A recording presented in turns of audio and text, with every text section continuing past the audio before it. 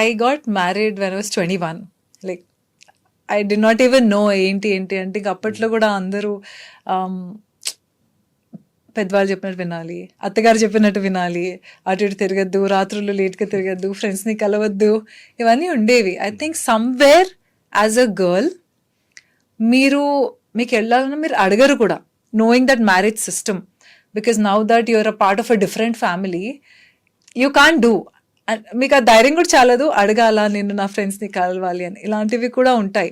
So I think మీరు ఆ question అడిగినప్పుడు కూడా it's like okay, I think I stopped and it is still there.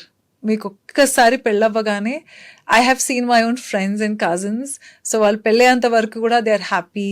అంటే ఏదో తప్పుడు పనులు చేయడం కాదు, కొంచెం ఫ్రీడమ్గా, దట్ ఈస్ స్టిల్ దేర్. అంటే మీరు ఎక్కడికైనా వెళ్ళాలన్నా పేరెంట్స్కి యు ఆర్ ఇండిపెండెంట్, మీరు ఎర్న్ చేసుకుంటున్నారు, మీ ఓన్ లైఫ్ మీరు లీడ్ చేస్తున్నారు.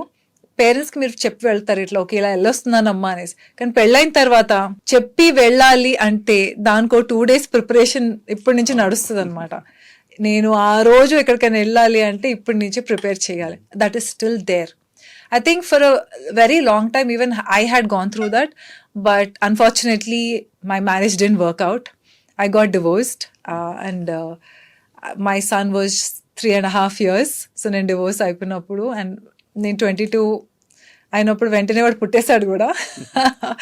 So it was, I would say, కొంచెం tough journey, very challenging, but at that point of time my whole focus was my son.